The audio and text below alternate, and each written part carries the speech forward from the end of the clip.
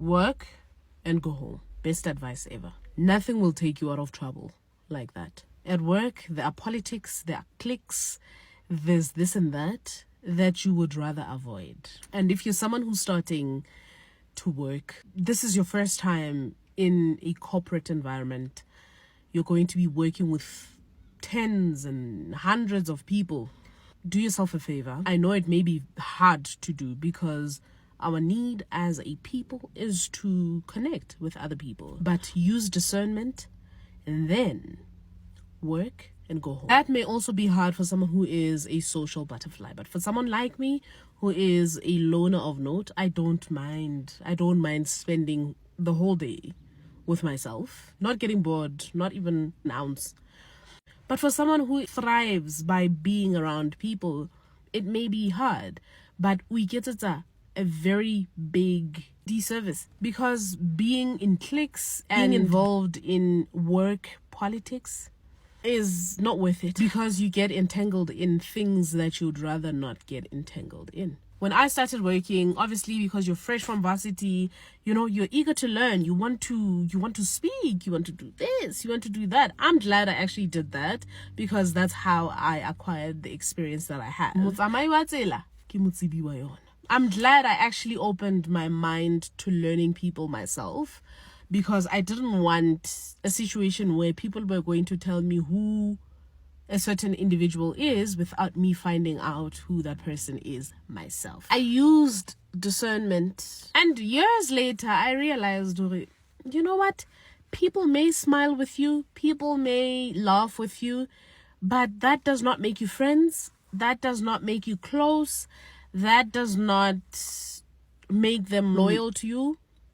That does not mean they are going to be nice to you all the time. And most importantly, that does not mean that people always mean well. That does not mean everyone is out to get you all the time, but use this rabua on WhatsApp and stuff like that. I personally do not want anyone I work with seeing my statuses.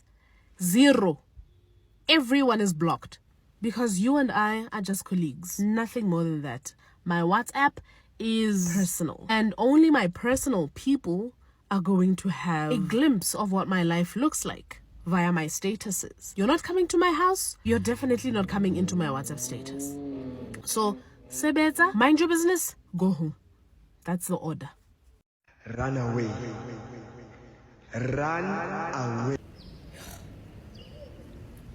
I quit. Where do I even start? I feel like I can't even adequately express the pain, the torture I endured. But just know that there's a reason why my black buddies and I quit. Trust and believe me when I say that I fought the fight, guys. Till the very end, I fought. I was not a sellout. I refused to be a sellout. I refused. And those very things led to me being emotionally abused, gaslit, manipulated, silenced. And the list goes on. So many things were fucked up. So many things were fucked up. The emotional lashings I endured. Yo. A sales job alone is fucking shit. Now imagine that being compounded immensely by a painfully toxic environment. These people, you're wicked. And I know they're watching this. I know you're watching this. And honestly, fuck you, and I mean that with the utmost disrespect. 110% was required from you 25/8. And I'm not saying 100% 24/7. No, I meant what I said. My team was one of the top performing teams in the company. We dominated our area. But it was never good enough. It was never good enough. You're not calling enough. You're giving stock away. This certain company is going to overtake us. You're becoming complacent. You're taking your foot off the gas. What are you doing? Do you want me to drop dead to prove to you that I'm working? Like, honestly, fuck you. Truly understand how stress can kill you now. I experienced it firsthand. My GP literally told me to reevaluate my situation because it was not sustainable. Imagine hearing that at 25. I could feel this shit killing me. Like, I could see it killing me. Like, I could see it killing me. My body was shutting down. My body was crying, screaming for me to do something. My mind, I was constantly at war with it. It could never catch a break. My brain had like a million tabs open all the time. And whenever I'd be in a social setting outside of work, I couldn't escape work. Like, if it weren't the stuff that they were putting me through, it was also just the work itself. Like, I could never escape it. I was in hell, truly. My algorithm even clocked that I was going through a lot of shit, because the videos that would be on my FYP, oh my days, I felt so seen though. I felt so hurt. Yo, this one comment really struck me. It said, the more time you spend on the wrong train, the more expensive it is to go back home. And yo, truly, unemployment petrifies me. That's why I postponed my resignation so many times, guys. Like an obscene number of times I postponed my resignation. Because I'm scared of unemployment. But you know what also scares me? Death. Those people, hey, yeah, I'm so traumatized. I will never pursue a career in real estate ever again. Sales as a whole, never. Never, I cannot, it's too painful. Yeah. There's something rather poetic about this being filmed on a tennis court, because tennis is something that resonates so deeply with someone there. The ball's in your court now, babes. You know that company that you're willing to die for? The one with the toxic work environment? The reason why you take anti-anxiety meds every day? As soon as you die, or as soon as you're hospitalized, they have people lined up for your position. 48 hours at most, they already have interviews lined up.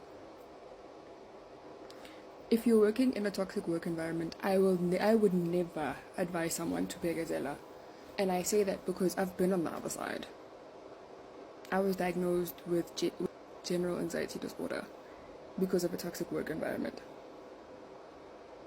And it almost killed me. But the best advice that my parents gave me was, we love you, we need you, you mean more to us than that job. And I'm grateful that I had a family that supported me and I was able to just resign. And I know that not everyone has that kind of support system, but your family loves you, your family needs you. Start applying, look for another job. At home, they can't replace you. At that job, they can, at that company, they can, but at home, they can't. When I finally get the hang of this vlogging thing, I am going to tell a story of how someone was replaced at their job. Someone who was a long service employee was replaced at their job a week later. Oh, painful story.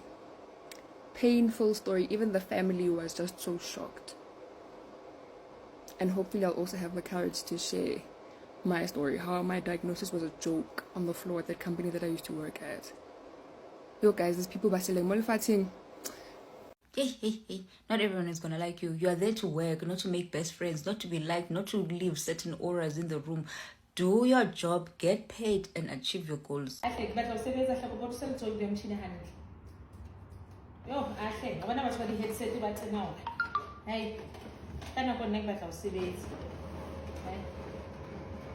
Hayi yathi.